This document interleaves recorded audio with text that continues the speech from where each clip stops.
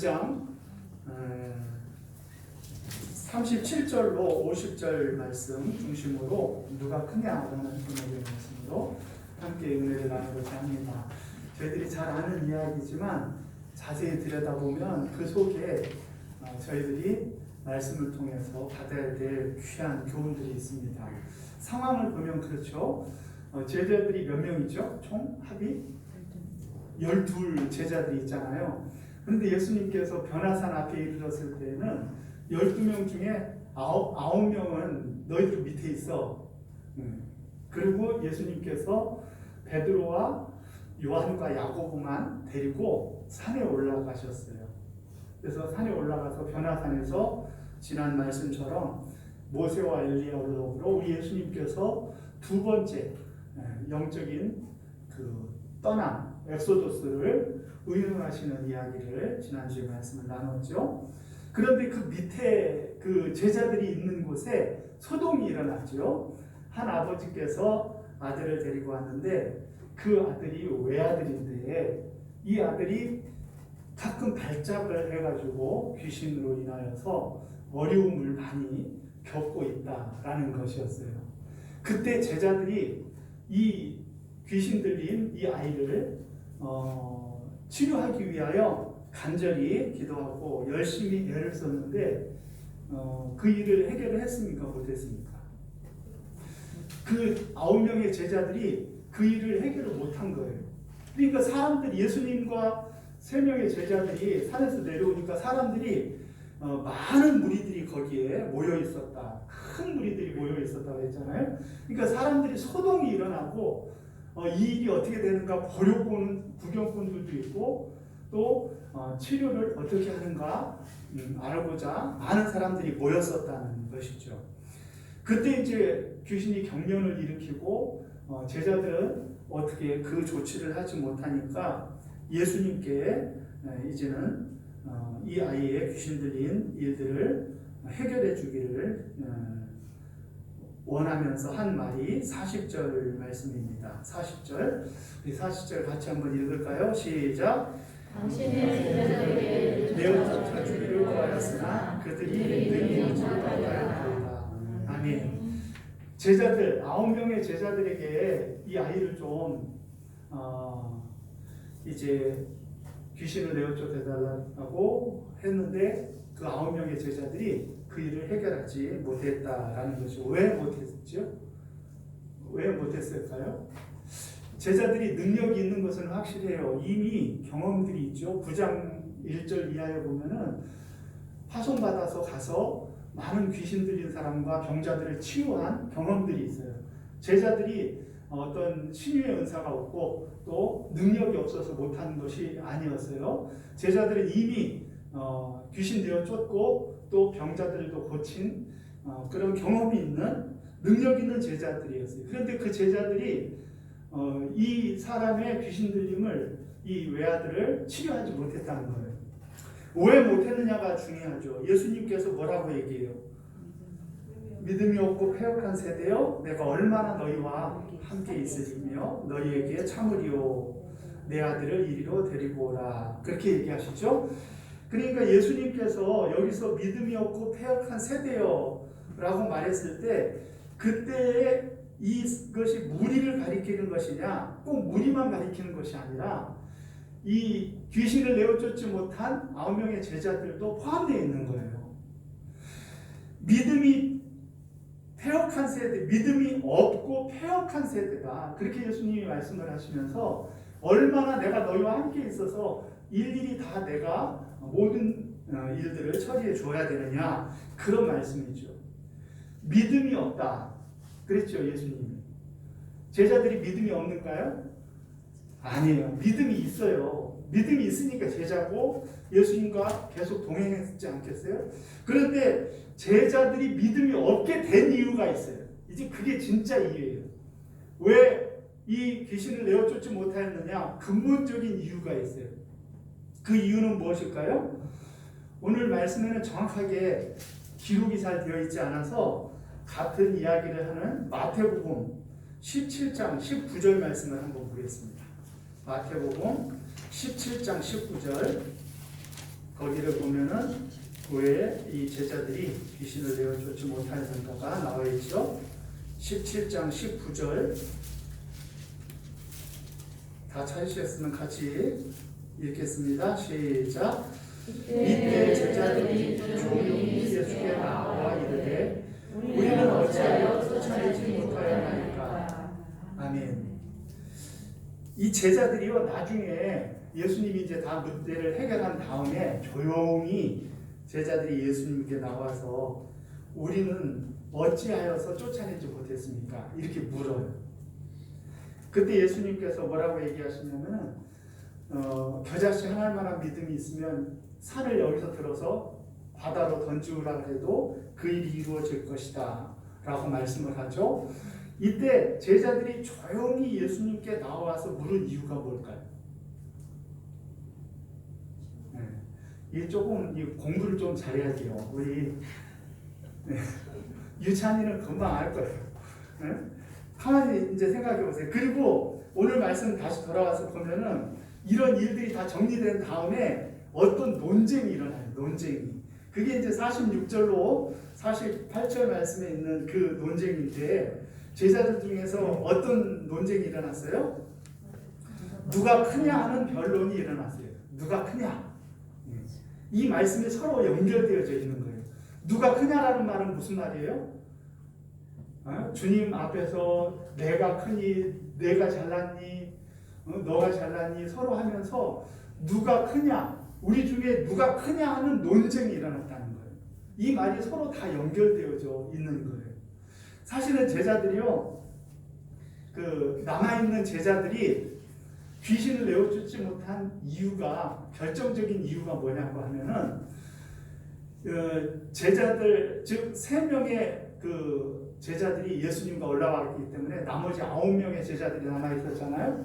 그러니까 그때 어떤 생각이 들었냐면 2가지 잘못이 있어요. 첫째는 내가 저들보다 무엇이 못하길래 우리는 놔두고 저들만 데려갔을까 하는 열등의식이 있었어요. 그래서 또 비교의식이 있었어요. 저들과 내가 비교했을 때 무엇이 부족하냐, 이런 의식이 있었던 거예요. 그래서 귀신을 내어쫓는 일을 최선을 다해서 해봤는데도 되어지지 않은 거예요. 그렇죠? 그러면은 그게 왜 그러느냐 그러면은 귀신을 내어쫓는 일은 누구의 일이에요? 내 능력으로 하는 내 일이에요? 하나님이 은혜 주셔야 되는 하나님의 일이에요. 하나님만 집중하고 하나님만 바라봐야 되는 일이잖아요. 그런데 9명의 제자는 이 정도 일쯤은 우리도 할 수 있다, 이런 의식과 생각 속에서 그 귀신 들린 사람을 치료해 내려고 한 거예요. 그때는 누구의 힘이 더 많이 작동한 거예요? 자신의 힘, 우리들의 힘으로도 충분히 가능하다 하는 생각으로 그 귀신을 내어쫓으려고 했던 거예요. 2명 짝지어서 예전에 축사 사역과 예전에 병자들을 치유하는 신의 사역을 해낼 때에는, 그때는 간절히 하나님의 능력, 주님만 바라보고 하나님께서 역사해 주시기를 간절히 기대했기 때문에 그들에게서 능력이 나가고 그들로 인하여서 역사들이 일어났는데, 지금은 어떤 생각이냐면은 그들이 하나님만 바라봐야 되는 순간에 누구를 본 거예요? 다른 제자들을 바라본 거예요. 그것이 문제인 거예요. 그것이. 예수님이 그런 얘기했죠. 너희들이 제단의 예물을 가지고 나와서 예물을 드리려고 하다가 너희들의 형제나 자매 가운데에서 너희들에게 원망 들을 일이 생각나거든. 어떻게 하라고 그랬어요? 제가 하도 얘기를 해가지고 이제 잘 아는 것 같아요. 먼저 어떻게 해요? 먼저 그 가지고 온 예물을 어떻게 해요? 놔두고 그랬죠. 놔두고 어떻게 해요? 급히 가서 그들과 사화하고 용서하고 다 해결한 다음에 와서 예물을 드리라 그랬어요. 왜 예물을 거기다 두고 가라 그랬다고요? 왜요? 그 예물 가지고 가면 다시 안 올까 봐? 예. 하여튼 예물을 두고 가라 그런 이유가 있겠죠. 그런데 더 중요한 것은 하나님 앞에 예배를 드리고 하나님께 예물을 드릴 때는 하나님만 바라보고 하나님과 나와의 관계가 올바로 되어서 하나님께 시선을 드리는, 하나님만 바라보는 믿음이 되어야지 그 예물 드림이 온전한 예물 드림이 되어지는데, 형제와 원망됐고 원한지고 형제와 더불어서 싸웠는데 그것을 해결하지 못하고 와서 예물을 드리면 어떻게 되었죠? 하나님께 예배를 드리고 하나님께 예물을 드리면서 어떻게 하냐면 우리의 눈길이 자꾸 옆으로 간다는 거예요. 옆으로. 그것이 우리들의 믿음을 적게 만들기도 하고 없게 만들기도 하는 거예요. 우리가 못해서가 아니에요. 예전에 하나님의 일을 한 번도 경험치 못해서가 아니에요. 우리가 주의 일을 하다가 보면은 하나님만 바라봐야 되는 그 순간에 옆 사람들이 보이면은 그건 우리들은 실패하는 믿음의 사람들이 될 수밖에 없다는 것이죠. 그래서 우리의 시선이 주를 향할 때에는 우리의 믿음이 뜨거워지는데요. 우리의 시선이 사람을 향하면은요, 우리는 싸늘하게 믿음이 식어져 버리는 경우들이 있다는 것이죠. 그래서 우리들의 믿음은요, 주님을 향해야 될 때는 주님을 향하는 믿음만 바라보고 나가야 되는 거예요. 자꾸 옆에 사람이 보이면 안 된다는 거예요. 옆에 사람과 비교하니까 그 믿음이 잘못된 믿음이 되어지는 거예요. 우리가 하나님을 향해야 될 때에는 전적으로 하나님만을 바라보고 의지합니다. 서로를 바라보면은, 옆 사람을 바라보면은, 내가 하나님 앞에 예배드리면서 옆 사람을 바라보면은 저 사람은 저런데 왜 나는 이러냐, 저렇게 믿음 생활해도 하나님이 다 복을 주시는데 왜 나는 이러냐 하면서 우리가 믿음 생활이 흔들리게 되어지고 잘못되어지고, 그리고 목적과 방향이 이제 잘못되어진 길을 갈 수밖에 없다는 것입니다.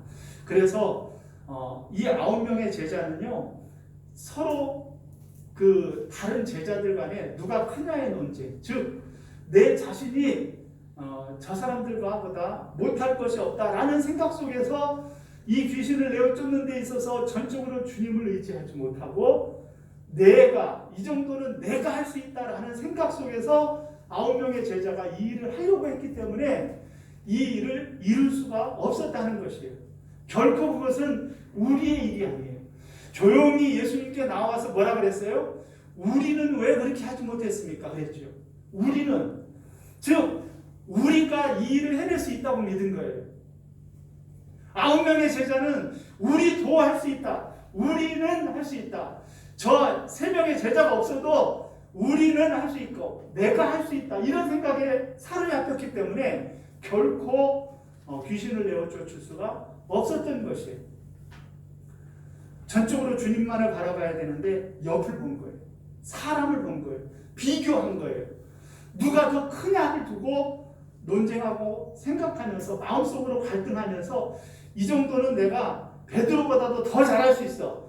이런 일들은 내가 얼마든지 더 잘할 수 있어. 이런 생각 속에서 이제 하나님께 대한 시선이 흐트러지자 그들은 얼마든지 이전에 경험했음에도 불구하고 귀신을 내어 쫓을 수가 없었다는 것입니다.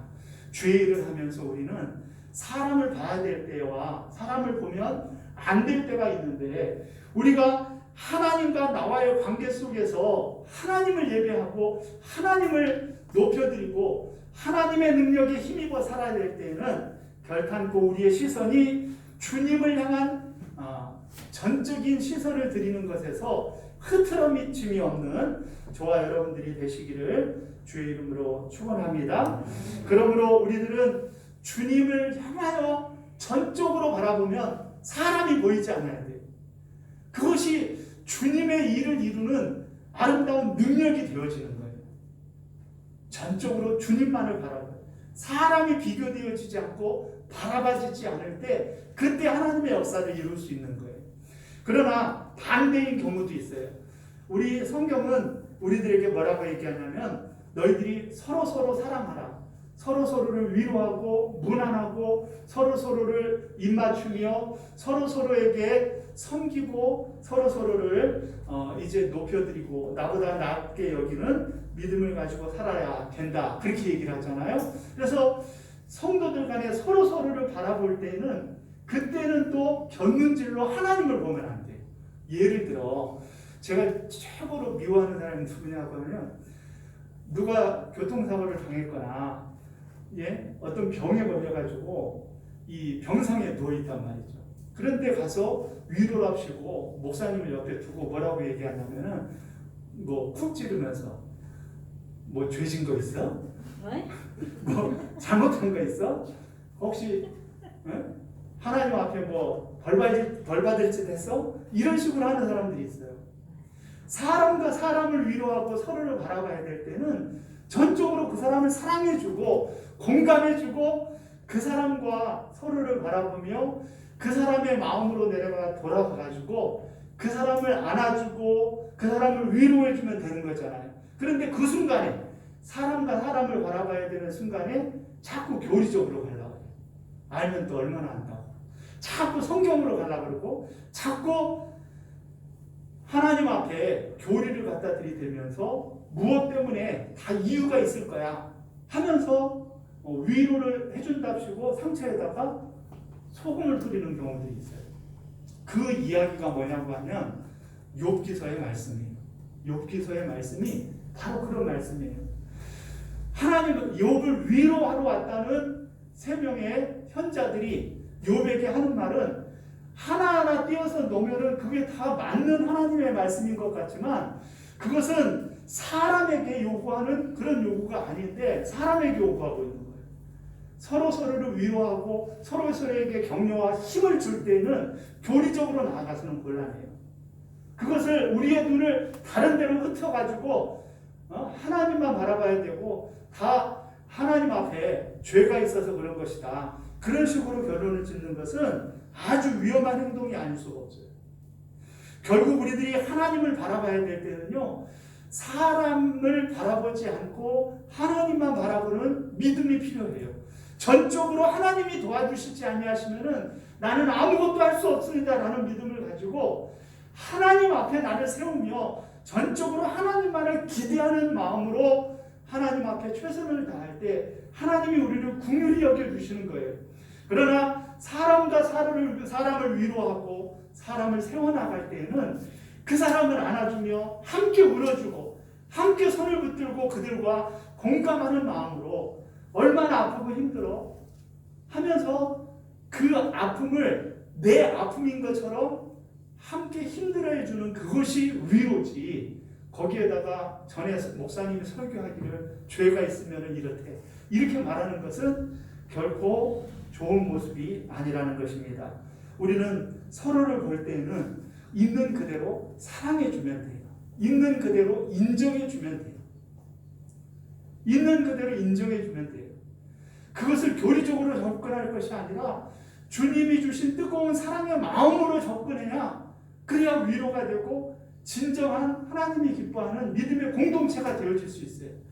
그런데 그렇지 못하고 서로를 세워주는 그 공감함의 모습이 아니라 서로가 서로를 비교하며 서로가 서로를 하나님 앞에 올바로 세우지 못하는 모습으로 나아간다고 하면은 좋은 위로가 되어지지 못하는 줄로 믿으시기를 바랍니다.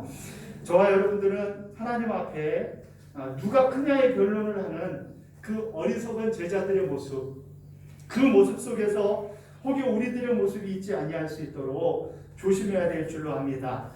주님을 보면서 누가 크냐라고 묻는 것은 너무나도 어리석고 부족한 일입니다. 주님을 바라보는 그런 믿음을 가지고 있으면은 사실은 모두가 다 주인공이에요. 모두가 다 소중하고 하나님이 기뻐하는 자녀일 뿐이에요. 모두가 다 있는 그대로 소중해요. 각기 모양이 다르고 다양함이 있다면 그 다양함 자체가 하나님 앞에 다 주인공이라는 말이요, 다 소중하다는 말이에요. 그러니까 사람을 대할 때는 모두가 다 소중하고 비교 대상으로 여기지 않아야 돼요. 왜 하나님 저 사람은 이런데 나는 이렇습니까? 하다못해 하나님 앞에 헌신을 드리면서도 아유 장로님도 이러는데 내가 뭐 이런 식으로 하나님 앞에 집중해야 될 시간에 다른 사람을 비교하면서 시험 드는 것은 결코 좋은 신앙이 아니라는 거예요. 하나님의 능력을 막아버리는 거예요. 믿음을 없어지게 만드는 거예요. 하나님이 기뻐하시는 일들을 이루지 못하도록 사단이 우리들에게 주는 마음이에요. 그러므로 하나님을 향할 때는 전적으로 하나님을 향해요. 그리고 사람을 향해야 될 때는 전적으로 그 사람만을 바라보며 공감하고 다름을 인정하면서 그들과 내가 서로 다르지만 마음은 같은 마음으로 서로를 안아주고 위로해주고 서로에게 힘이 되어줄 때 그때 믿음의 공동체는 아름답게 나아가게 되어줄 줄로 믿습니다. 빌립보서 2장 말씀에는 그렇게 얘기하고 있어요. 우리들이 서로가 서로를 나보다 낮게 여기라 라는 그런 말씀을 하고 있어요. 결코 우리 공동체가 깨어지고 문제가 생기는 것은 내가 저 사람보다 더 높다 이렇게 생각하기 때문에 문제가 생기는 거예요. 유오디아와 순두개가 그랬단 말이에요. 두 사람의 믿음을 따로 떼어놓고 나면 너무너무 아름다워요. 유오디아도 자성겼고 순두개도 주를 위하여 열심히 일했어요. 다 열심히 주님을 위해서 일한 거예요. 따로 떼어놓고 보면. 그런데 그들이 눈길이 서로를 바라보니까 원망하고 시비하고 저 사람보다도 내가 훨씬 더 많은데 하면서 서로를 비교하면서 시험 들어서 그래서 우리 주님의 마음을 아프게 하지 않았습니까? 그러므로 저와 여러분들은 항상 주님을 향할 때 주님이 기뻐하는 믿음, 특별히 하나님을 향할 때 믿음으로 나아가야 될 때는 옆을 보지 말고 다른 사람을 보지 말고 다른 직분자를 보지 말고 그러면서 전적으로 하나님만 바라보고 나아갈 때 하나님과 우리와의 관계가 건강해지고 사람과 성도들을 섬기고 사랑할 때에는 그것을 교리적으로 재단하고 성경적으로 그것을 잣대를 들이대면서 그들을 정죄하는 마음으로 나갈 것이 아니라 그 사람을 있는 그대로 사랑해주면은 그러면 봄날의 햇살 같은 그런 사람들이 되어질 줄로 믿습니다. 내가 좀 가르쳐 주려고 했는데 이미 다 아는 것 같아가지고 봄날의 햇살 같은 사람은 어떤 사람이에요? 강의 스케줄표 알려주고 과제 범위 알려주고 그러면은 봄날의 햇살 같은 사람이 됩니다. 왜냐하면은 서로가 있는 그대로를 인정하면서 그 사람에게 마음을 다하는 거예요. 다름은 잘못된 것이 아니라 라는 믿음을 가지고 있는 그대로 서로 사랑해주고 품어주고 이끌어주면 되는 거예요. 거기에다가 교리를 들이대고 성경을 들이대면서 정죄할 필요 없어요. 그냥 서로 공동체는 그 공동체 그만으로도 그 자체로도 너무나 아름답고 귀한 거예요.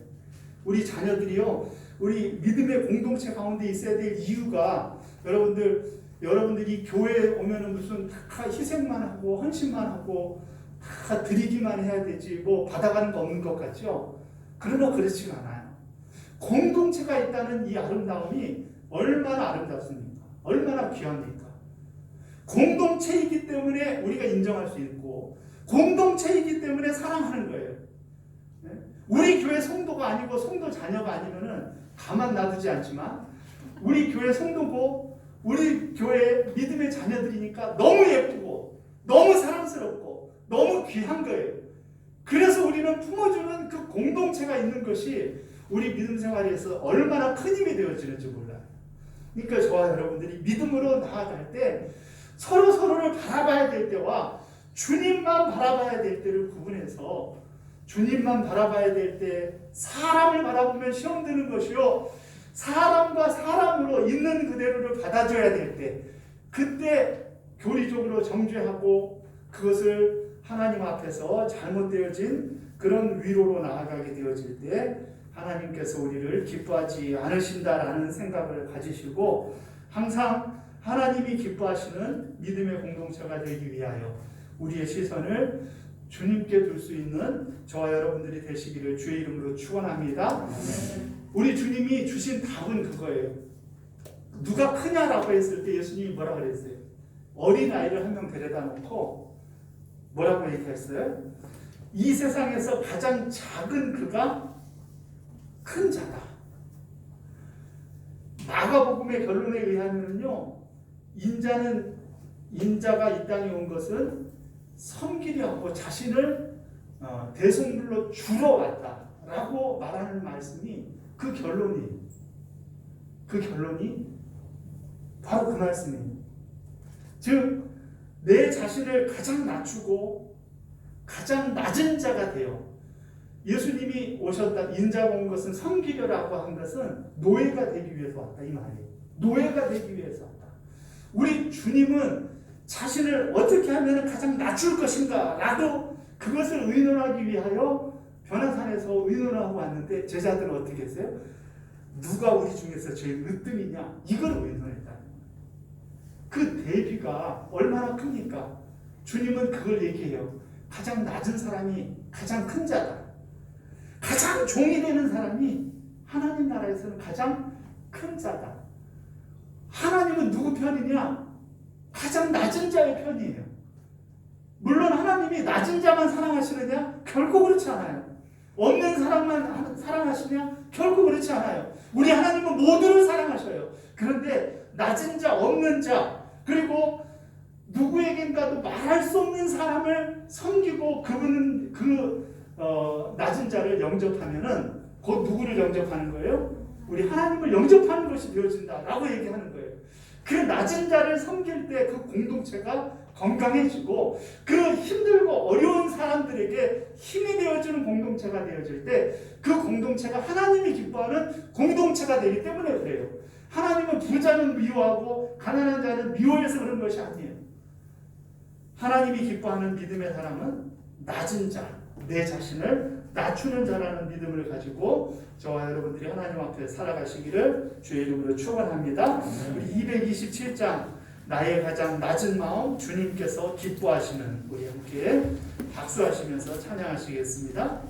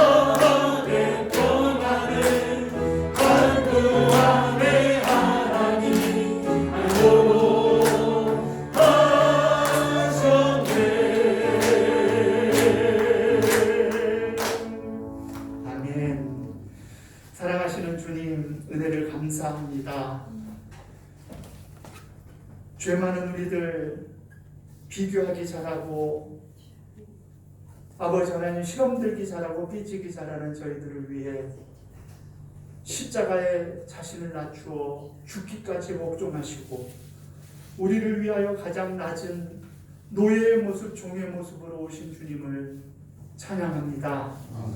저희들도 아버지 땅 가운데 살아갈 때 주님조차서 낮은 자가 되기를 원합니다. 작은 자가 되기를 원합니다. 섬기는 자가 되기를 원합니다.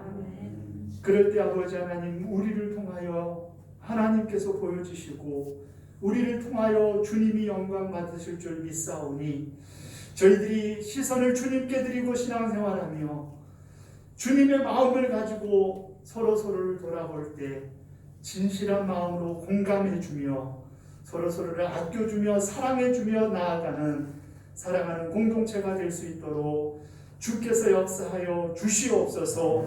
이제는 우리 주 예수 그리스도의 은혜와 하나님 아버지의 사랑하심과 성령님의 감화 감동 위로 교통 역사하심이 낮은 자로 이 땅을 섬기며 주의 이름을 높여드리기를 사모하고 일어서는 사랑하는 성도님들 머리머리 위에와 저들의 가정과 자녀들과 하시는 사업과 일터 위에 우리 사랑하는 교회와 이 나라의 민족 세계 열방 위에 이제로부터 영원토록 함께 있을지어다. 아멘.